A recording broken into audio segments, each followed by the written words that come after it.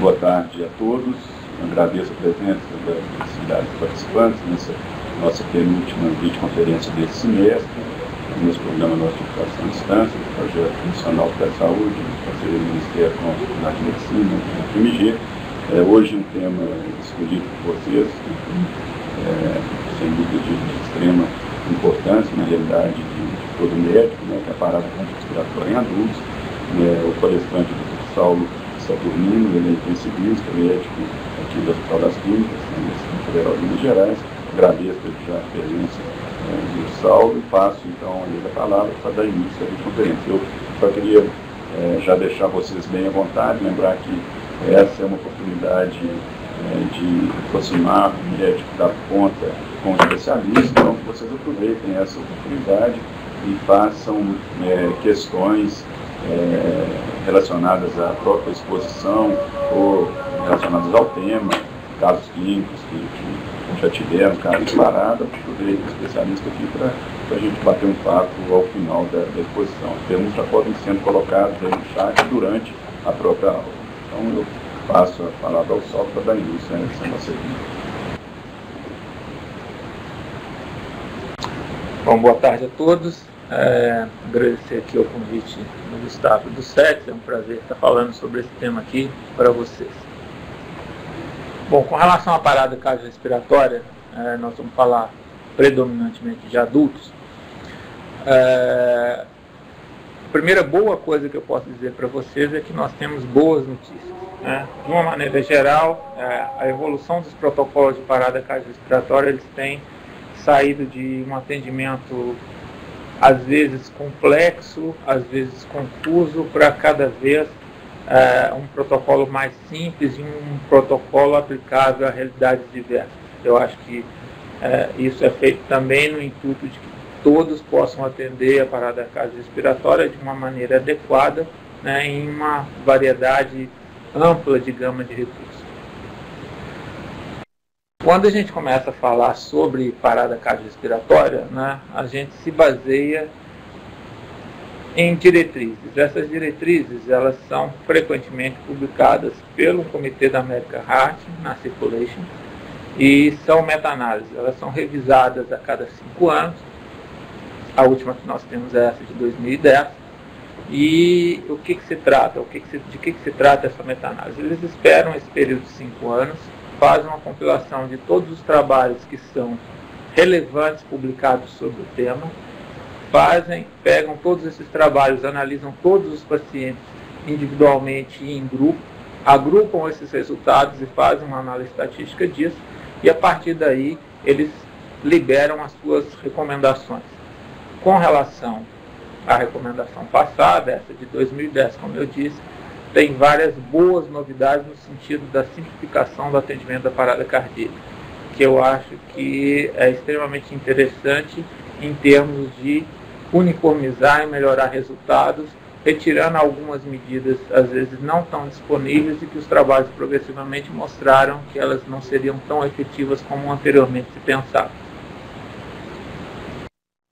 O que não mudou são as questões básicas, ou seja, a sua chance de sucesso no tratamento da parada cardíaca, ela depende basicamente do segmento, e da interação entre os elos de uma corrente que se chama corrente de sobrevivência pós-parada cardíaca. Isso envolve a ativação do sistema e a pedida por ajuda, o BLS, ou seja, manobras de ressuscitação cardiopulmonar básicas, bem executadas, a desfibrilação precoce, o suporte avançado de vida e encaminhamento para suporte avançado de vida, e os cuidados que a gente chama cuidados pós-ressuscitação, cuidados pós-sucesso de ressuscitação. Isso não mudou muito, e isso é o essencial para que, se você conseguir a integração efetiva entre esses elos, você consiga não só a ressuscitação imediata, mas um bom resultado a longo prazo em termos de sobrevida e em termos de qualidade de vida e resultado funcional para esse paciente. Então, baseado nessa cadeia de sobrevivência, a gente pode dividir didaticamente e até temporalmente o atendimento à PCR em etapas. Né? Essas etapas, elas começam com o reconhecimento. Depois do reconhecimento, a ativação do sistema de atendimento. Depois da ativação do sistema de atendimento, que inclui a chamada por ajuda, um suporte básico de vida bem feito. A conexão com o suporte avançado de vida em tempo adequado. E os cuidados pós-reanimação. Nós vamos falar do primeiro item, então, que é o reconhecimento. O reconhecimento, ele pode ser feito por qualquer indivíduo, seja um indivíduo que tem formação em área de saúde ou não, desde que devidamente educado e que esses programas de educação eles sejam amplamente divulgados, simplesmente pela verificação de sinais de circulação. Ou seja, o paciente está verbalizando, o paciente tem movimentos espontâneos, o paciente tem respiração espontânea. Se nada disso acontecer, esse paciente provavelmente está em um estado de mau fluxo cerebral e de parada cardiorrespiratória. Verificada uma situação como essa, a primeira atitude seria chamar por ajuda. Chamar por ajuda, óbvio, para ter alguém que auxilie no atendimento, mas que esse alguém traga o desfibrilador. Ou seja, chamar por ajuda significa acesso rápido a um desfibrilador. Isso é o que efetivamente vai mudar a condição de parada cardíaca em um indivíduo pós-ressuscitado com qualidade, e é aí que está a sua maior chance de sucesso, porque é esse o ritmo que tem que ser revertido e é o ritmo inicial de boa parte das paradas cardíacas. A pesquisa de pulso, né, e aí nós já vamos passar o comentário rapidamente sobre o que há em termos de mudança das diretrizes anteriores para as atuais, ela é recomendada por um profissional treinado. O que se viu é que profissionais não treinados ou leigos, eles levaram muito tempo para detectar ou não a ausência do pulso, e essa detecção não era efetiva. Pelo estresse da situação, pelo eventual pulso mais fino, pela localização de checagem carótida. Então, isso não é, em ambiente pré-hospitalar e em atendimento por profissional não adequadamente treinado, obrigatório. Se você tem sinais de má circulação, como os primeiros que foram ditos em termos de verbalização, movimentos espontâneos e respiração, você pode considerar o indivíduo em situação de parada cardíaca e iniciar o pedido por ajuda e do desfibrilador. O suporte básico de vida, né, ele consiste na ressuscitação cardiopulmonar cerebral, que deve ser feita de uma maneira adequada, que também foi simplificada com relação aos guidelines, às diretrizes anteriores, e que nós vamos comentar um pouco mais à frente. E, principalmente, né, se você tiver uma situação de fibrilação ventricular ou de taquicardia ventricular, a desfibrilação estaria indicada. Para realizar a desfibrilação, você tem que ter o desfibrilador próximo, e daí a questão do primeiro passo, que é após reconhecimento, a chamada por ajuda. Então, o suporte básico, né, que é aquele treinamento de BLS, que nós consideramos como o passo inicial e que tem que ser bem feito e que pode ser feito por indivíduos que têm formação em área de saúde ou não, né, ele teve uma alteração. Né, aquela questão do antigo ABC, ele foi modificado para CBAD, ou seja, o foco principal hoje é compressão torácica bem realizada. Se o paciente está em atendimento de BLS, né, com a via aérea aberta, com compressões bem feitas, né, e você identifica um ritmo que seja chocável, ou seja, FV, TV sem pulso, esse choque deve ser de 200 joules se o seu aparelho é bifásico ou de 360 joules se seu aparelho é monofásico. Tá? É a primeira manobra, né? É a manobra inicial, é a manobra mais efetiva. Se você começou, né, com uma boa identificação e reconhecimento, e o reconhecimento do ritmo se seguiu nos primeiros momentos de suporte básico, a sua chance de sucesso é grande. E aí tem alguns números que nós temos que guardar. Tá? Quando você não tem uma via aérea definitiva estabelecida, ou seja, você está ainda no suporte básico de vida, a sua taxa de compressões para respirações, ela deve ser em 30/2, ou seja, 30 compressões torácicas a uma frequência cardíaca determinada de 100 batimentos por minuto, né, 100 compressões por minuto. Esse tórax tem que ter uma depressão de no mínimo 5 centímetros. Entre uma compressão e outra, você deve permitir que o tórax retorne à sua posição habitual, né, ou seja, tem que ter um tempo para que a compressão ela se desfaça, e isso é importante em termos de enchimento diastólico. E essas manobras de suporte básico de vida, elas não devem ter interrupções que sejam superiores a 10 segundos. Esses números fáceis de guardar na cabeça, 30/2, 100, 5 centímetros, 10 segundos, eles determinam a efetividade e o bom atendimento em termos de suporte básico de vida. Com relação a se o paciente pode ou não permanecer somente em compressões, em um ambiente pré-hospitalar, onde você não tem acesso imediato à via aérea e você esteja sozinho, é permitido que até em 6 minutos esse paciente permaneça só em compressões torácicas, sem ventilações.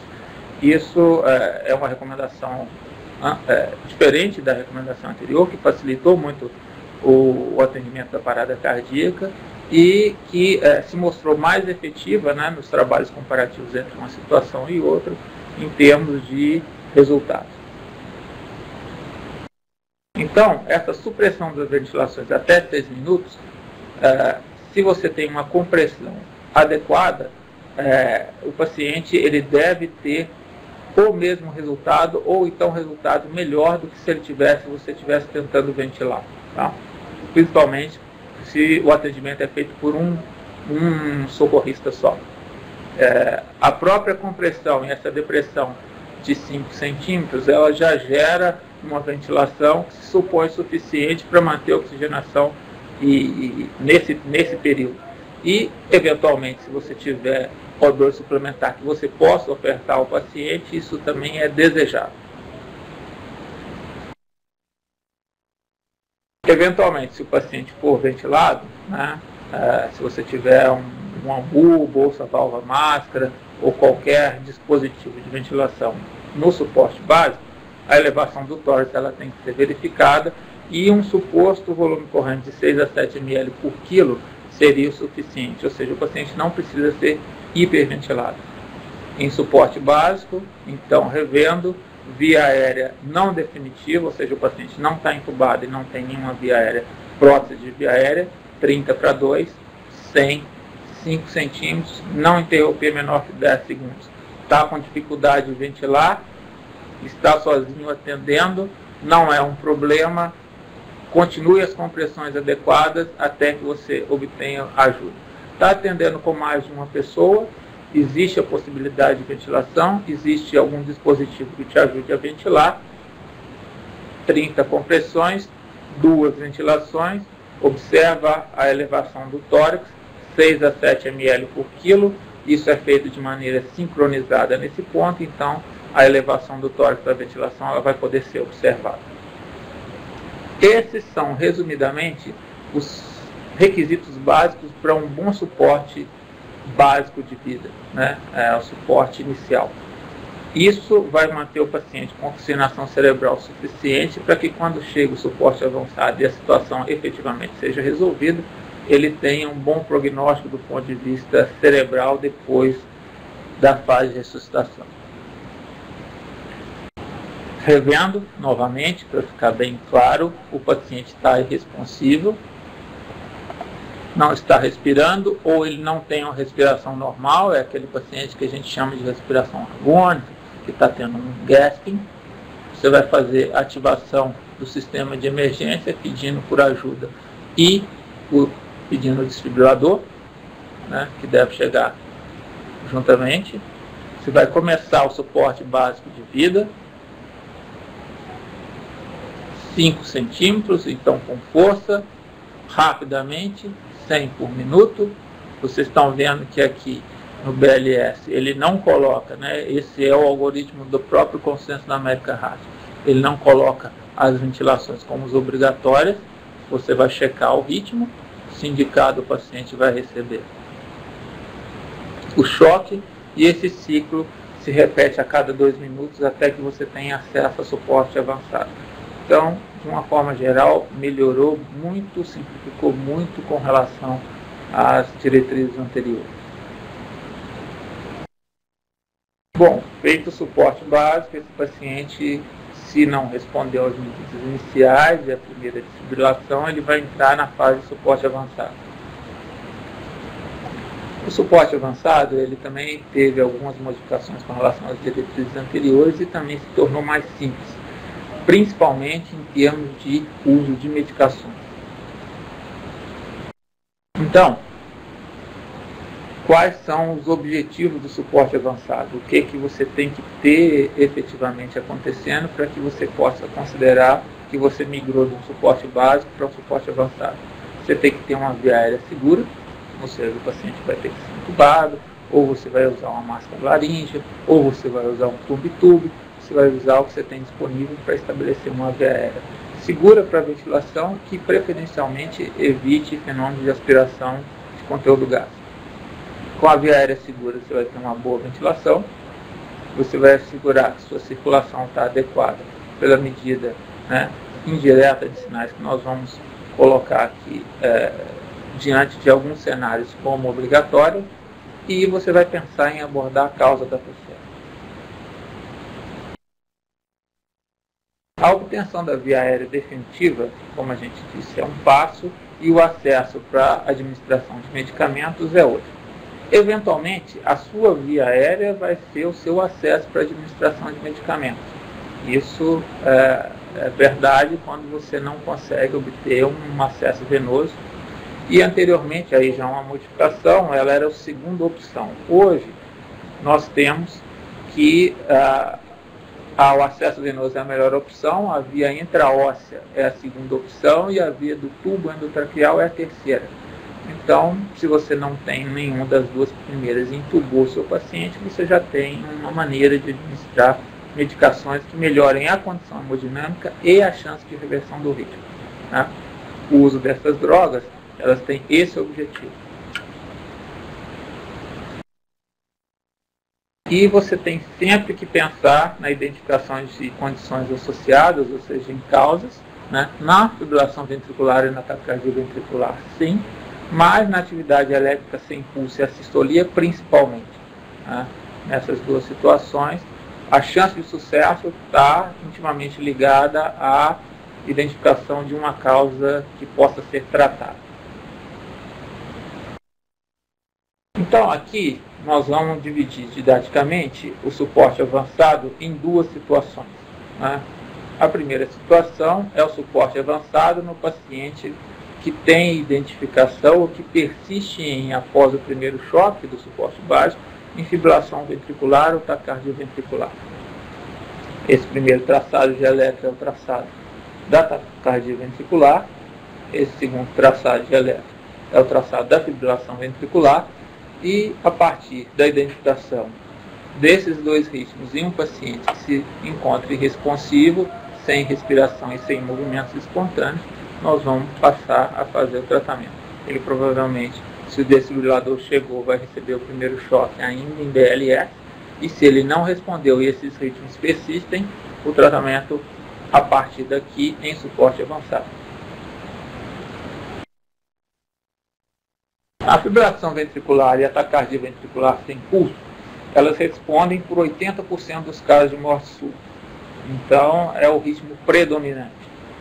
pelo menos em fases iniciais, ou seja, quanto mais cedo identificado o paciente, maior a chance dele estar em um desses dois ritmos. Mais do que isso, são os ritmos que, por si só, determinam um melhor prognóstico no tratamento, tanto pela chance de desfibrilação, quanto pelo fato de eles ocorrerem mais precocemente nessas situações. Então, o paciente vai receber o primeiro choque, via de regra, ele ainda vai estar em suporte básico de vida, ele não vai ter aquelas características de suporte avançado. Você vai fazer continuamente 2 minutos de manobra de ressuscitação cardiopulmonar e você vai obter, se o paciente persiste em PCR, acesso para medicações e a via aérea segura, que eventualmente podem significar a mesma coisa. Com relação às medicações, como eu disse, via venosa é melhor que a via intraóssea, que é melhor que a via endotraqueal. A gente prefere o melhor, mas eventualmente nós temos que usar alguma das vias alternativas pela absoluta impossibilidade de conseguir um acesso venoso de maneira mais rápida. E quais as drogas que nós vamos usar no suporte avançado, porque aí nós já estamos com a via, seja qual ela for, para administrar a medicação, e nós temos agora a oportunidade de fazer um protocolo mais simples. E realmente se tornou muito simples. A droga é a epinefrina. A epinefrina quanto? 1 miligrama. Em quanto tempo? A cada 3 minutos. Então, esse é o tratamento de eleição. Toda aquela sequência anterior, ela foi simplificada nisso. Você pode usar 40 unidades de vasopressina, se estiver disponível, em substituição à primeira ou à segunda dose de epinefrina. Se a partir daí a situação de parada cardiorrespiratória ela persiste, a sua droga é a epinefrina nessa situação de FVTV. Quando você tem um primeiro choque, a fibrilação ventricular ou taquicardia ventricular, ela não é resolvida, o paciente persiste em PCR, você tem uma situação que a gente chama de FVTV refratária e você tem indicação de utilizar um antiarrítmico. O de escolha é a amiodarona. A dose é 300 mg em bolos, mais um opcional de 150 mg. Essa é a droga de primeira linha de eleição que tem os melhores resultados. A lidocaína é uma alternativa, anteriormente com um nível de evidência para utilização maior do que nós temos hoje. Caso o paciente tenha documentada redução dos níveis de magnésio, ou caso ele tenha uma situação de taquicardia ventricular específica, que a gente chama torsade de Poin, esse paciente deve receber 1 a 2 gramas de sulfato de magnésio. Mas só nesses casos. Em qualquer outro, continua sendo a droga de eleição para melhora da chance de desfibrilação e manutenção posterior do ritmo organizado obtido, a amiodarona, com aquela questão da uma alternativa à lidocaína, mas com uma chance de sucesso e uma eficácia menor.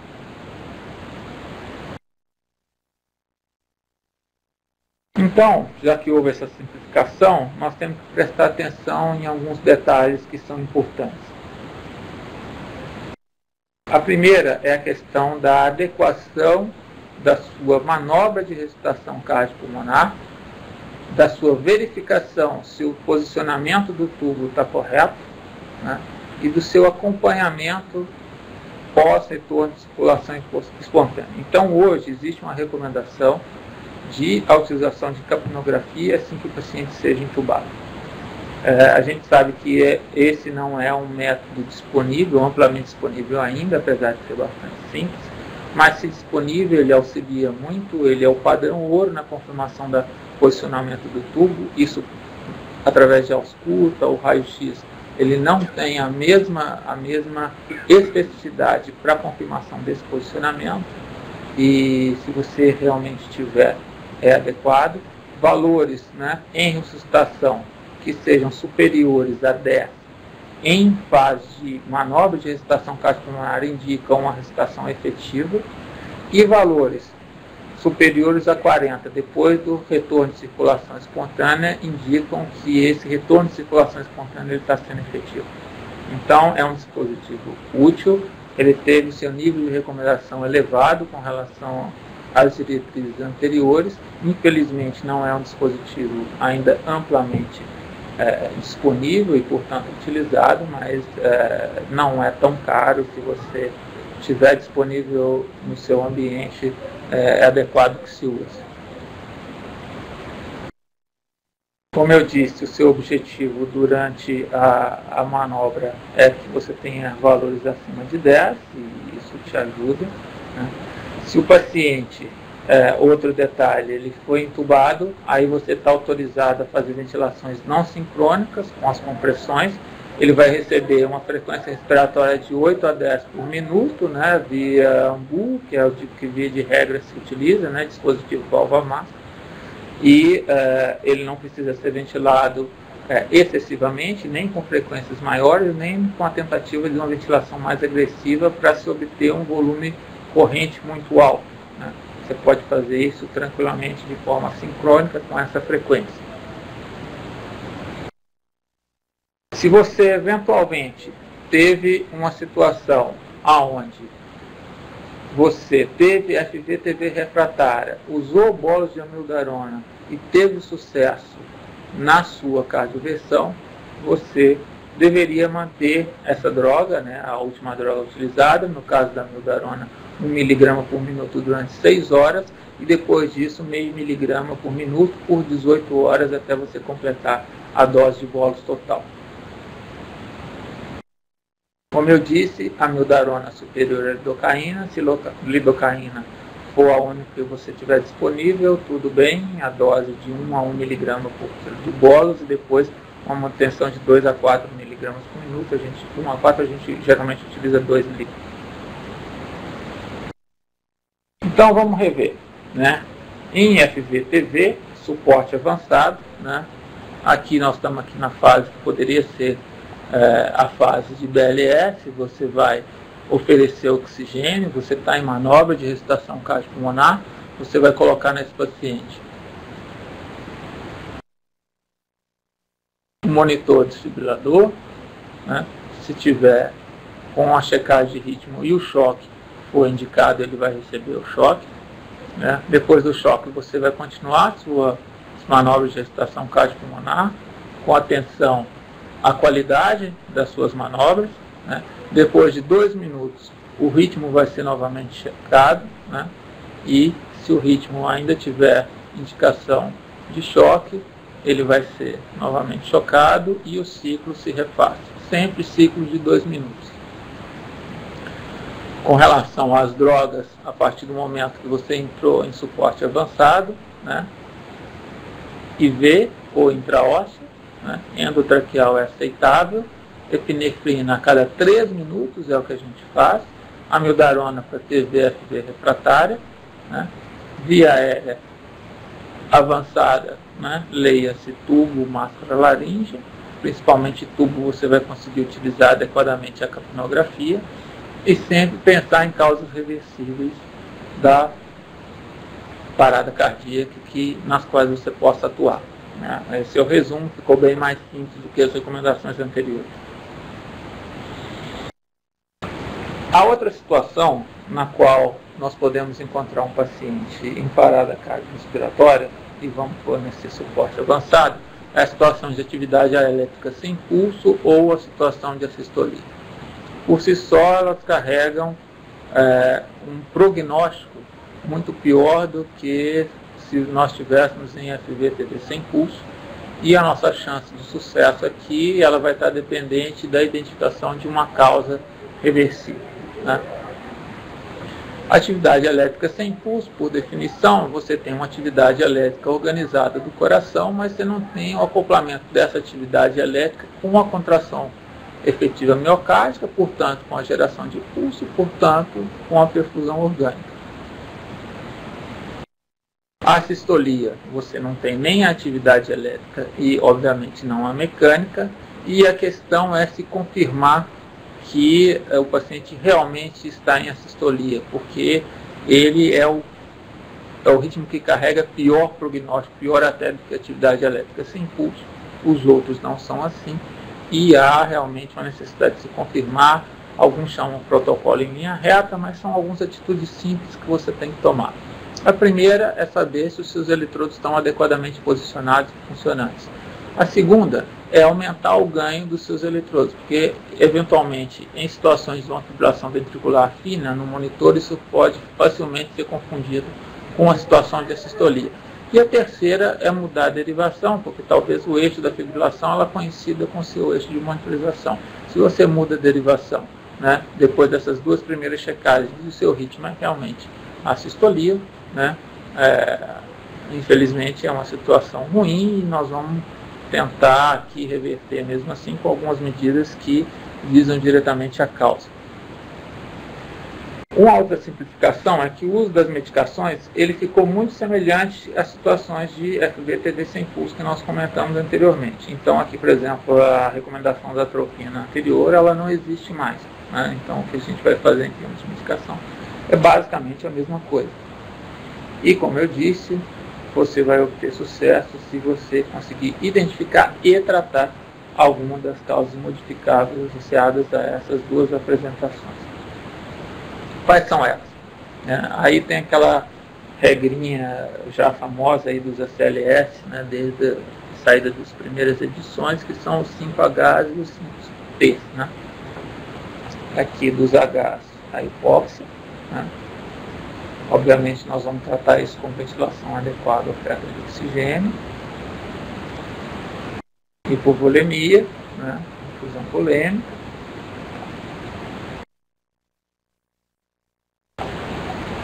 Aqui a acidose, talvez uma das únicas situações onde você, se confirmado como causa, tenha indicação de administração de bicarbonato a esses pacientes.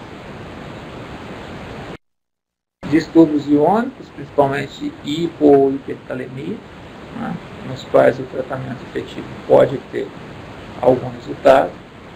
E não é muito frequente no nosso meio, mas pode acontecer, hipotermia, e aí a questão do reaquecimento. Passando para os T's, algumas intoxicações, onde você tem antídotos específicos que possam ser utilizados, né? Nós não vamos entrar em detalhes sobre isso aqui. O tamponamento cardíaco, onde a medida que eu tiro seria a punção, né? Pericárdio centésimo. Pneumotórax hipertensivo, né? Onde a drenagem do tórax geralmente leva à recuperação do ritmo e do pulso.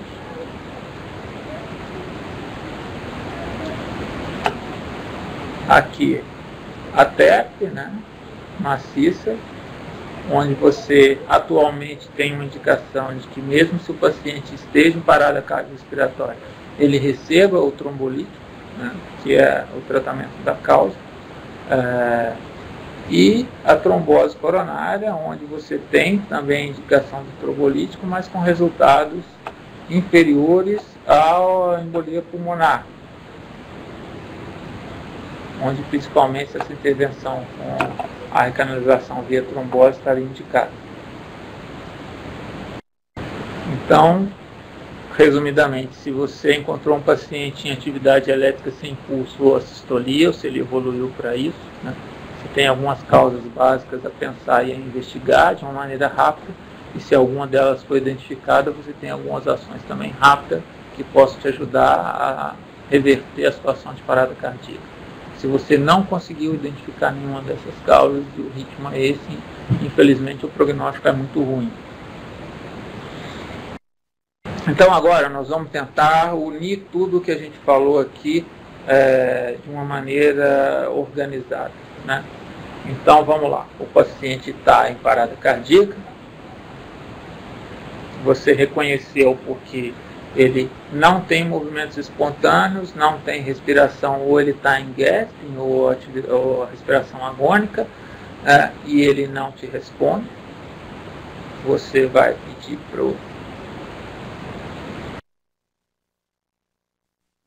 por ajuda, né? Significa ajuda e desfibrilador. Se o oxigênio estiver disponível, você vai fornecer, você vai colocar o desfibrilador e identificar o ritmo, e aí a sua pergunta é se o ritmo ele é passível de choque ou não. Se ele for passível de choque, você tem algumas atitudes, se não, outras. Vamos ver. Se ele é passível de choque, o paciente vai receber o choque, obviamente, vai receber ressuscitação cardiopulmonar por 2 minutos. Se a situação de parada cardíaca persiste, ele vai migrar do BLS para o suporte avançado de vida, onde ele vai ter acesso venoso, onde ele vai ter tubo endotraqueal, né? Vai continuar a RCP e depois de 2 minutos ele vai verificar se o ritmo ainda é chocável. Se for choque novamente, reassume o mesmo ciclo, aí você já tem o acesso, seja venoso, seja intraósseo, seja endotraqueal, você vai começar a administrar as drogas para aumentar a chance sua de sucesso, né? Tanto na desfibrilação quanto na correção de distúrbios hemodinâmicos. E aí a epinefrina é a droga de eleição, a cada 3 minutos. Né? Se você tiver capnografia, sim, vamos utilizar. Se ele persiste num ritmo chocável, né? PVFV sem pulso, o ciclo se repete. E você vai fazer o bolus de amiodarona e pensar nas causas reversíveis que possam ser tratadas. Aqui, na outra situação, onde você não tem indicação de choque, né, atividade elétrica sem pulso, a sistolia, você vai manter a ressuscitação cardiopulmonar cerebral, vai migrar para tratamento de suporte avançado, com acesso venoso, com a mesma epinefrina, com a intubação, a viária definitiva que você tenha, com a capnografia também, se você estiver disponível. Se você tiver o ritmo chocável, ele muda para outro protocolo. Se não, você vai continuar as manobras de ressuscitação cardiopulmonar cerebral por 2 minutos e considerar todas aquelas causas que nós falamos, e se elas forem identificadas, você vai tomar as atitudes necessárias para que a correção seja feita e então aumentar a chance desse paciente sair da situação. Bom, supondo que a gente tenha sucesso, né, nessas intervenções, a partir daí o que nós vamos poder fazer é ter a manutenção do nosso sucesso, né? Vamos chamar assim manutenção do nosso sucesso, porque isso é o principal, obviamente, do atendimento, mas o resultado final em termos de status funcional, de retorno à vida produtiva, né, de o que a gente chama de avaliação funcional neurológica pós-PCR, né, ela depende também dos cuidados de pós-reanimação. Então, quem saiu de PCR, né? Saiu de PCR quem teve retorno de circulação espontânea e ritmo organizado por mais de 20 minutos. Sustentadamente, esse paciente ele saiu da situação. Então, enquanto ele está com você, você vai frequentemente reabordar se a via aérea está adequada, né? Se as ventilações estão efetivas, se a pressão está adequada e o pulso está adequado, e a perfusão está adequada, para ter certeza que esse paciente continua bem. Isso envolve, obviamente, monitorização frequente, né, vamos chamar de sinais vitais, até que esse paciente possa ser transferido. Então, assim, ele saiu de uma situação crítica, mas alguém tem que manter o olho sobre ele, né, até que ele possa ser transferido para um UTI, para o acompanhamento do que hoje a gente define como uma síndrome pós-parada cardíaca. Então, os objetivos aí do atendimento, ou de uma situação de atendimento em unidade básica, são esses.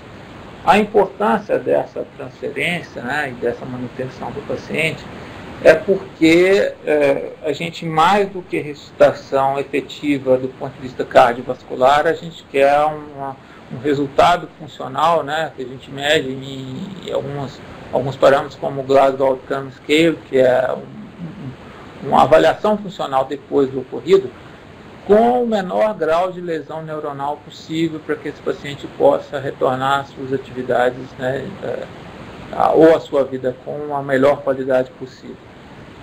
Então aqui a gente quer preservar neurônio, e a gente sabe que você tem uma lesão neuronal não só no momento da parada cardíaca, mas no período imediatamente após, né, que a gente chama de dano secundário, onde tem aquele grupo de neurônios que eles ainda estão sob risco, eles precisam das melhores condições possíveis para se recuperar, eles não foram totalmente perdidos, e isso tem um impacto muito grande sobre o resultado final neurológico. A gente sabe também que o paciente que sofreu uma parada cardiorrespiratória, regra ele ter uma disfunção miocárdica, mesmo que ele não tivesse previamente, a gente chama de coração atordoado, né? E essa situação geralmente leva a comprometimento hemodinâmico, leva a uma pior perfusão cerebral, ela tem que ser detectada e tem que ser corrigida, né? Ela geralmente é transitória, se não há uma causa de base que determine a sua persistência, e sendo assim, né, com um grande grau de reversibilidade, ela tem um bom prognóstico desde que ela seja reconhecida e tratada, e desde que ela não comprometa os outros órgãos, principalmente ao cérebro.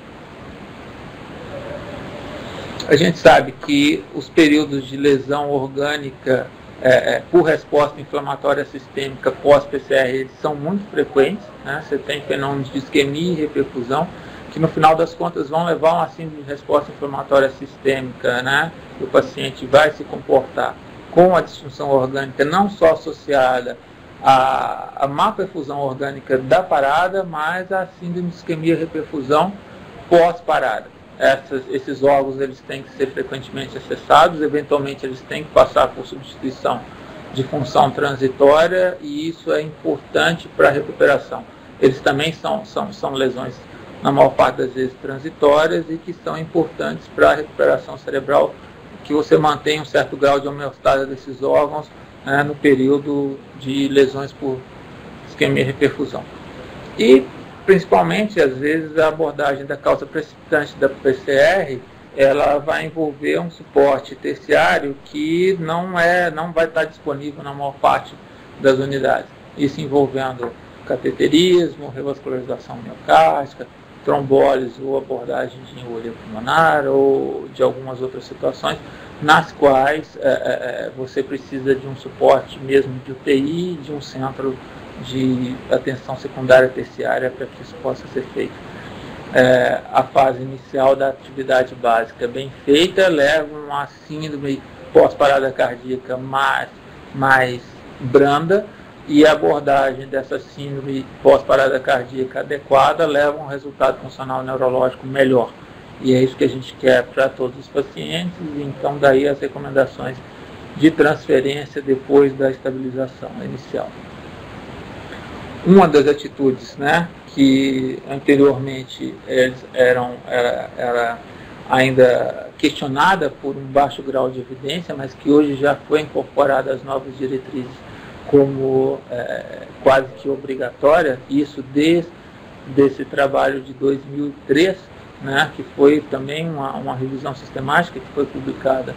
Já havia essa tendência, e se você for ver as recomendações para agora 2010, né, as recomendações elas se iniciaram, né, para você fazer hipotermia terapêutica nos pacientes que tinham fibrilação ventricular ou taquicardia ventricular sem pulso, tão somente, porque talvez só esses pacientes se beneficiassem, mas com o aumento de número de pacientes em outros itens incluídos, houve uma recomendação, embora um pouco menor, um nível de evidência B, mais um nível de evidência C B para taquicardia ventricular, fibrilação ventricular, e nível de evidência C para sístole e atividade elétrica sem pulso, mas é algo que pode ser feito para a preservação cerebral desses pacientes, e aí você realmente precisa de um centro terciário que seja capaz de introduzir essas medidas, e quanto mais precocemente elas forem introduzidas, melhor o resultado neurológico dos pacientes. Então, é algo também que tem que ser considerado quando se pensa em transferência precoce pós-ressuscitação. Bom, com relação às considerações finais, né, o tratamento da causa precipitante, não só da parada cardíaca, mas como de qualquer evento que acometa a saúde, ele é fundamental, ele tem que ser pesquisado, a propedêutica tem que ser feita Isso tem que ser levado em consideração para que, né, no período intra-hospitalar ou mesmo imediatamente pós-alta o paciente não recorra na mesma situação. Nós devemos sempre pensar em quanto esses esforços de ressuscitação deveriam ser interrompidos uma vez iniciados, né? E as recomendações, né, elas não são homogêneas com relação a isso, mas de uma maneira geral se pensa que enquanto o paciente está em fibrilação ventricular taquicárdia-ventricular, ele tem uma boa chance de ser ressuscitado, e que o paciente que tem assistolia ou atividade elétrica sem pulso, e onde todas as causas foram devidamente abordadas, reversíveis, né, foram verificadas, e que você não encontra nenhuma causa para que você possa atuar, esse paciente também vai ter um prognóstico muito ruim, e aí temos que pensar em interromper os esforços, principalmente em assistolia. Nós estamos falando aqui do tratamento da causa precipitante, de quando interromper os esforços, mas aí vale a pena citar, né, e não faz parte assim do protocolo de ressuscitação, mas uma consideração sobre quem realmente deva ser ressuscitado.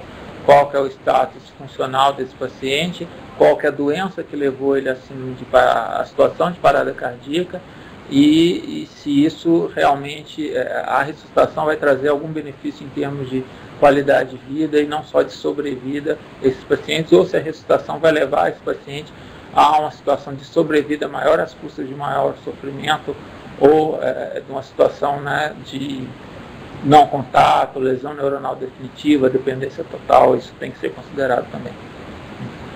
E naqueles que a gente, né, resolveu introduzir as medidas e teve sucesso, sempre focar na transferência para cuidados pós-ressuscitação adequados, porque eles são essenciais para que, uma, parada cardíaca não recorra, dois, o paciente possa ter o melhor resultado possível em termos funcionais.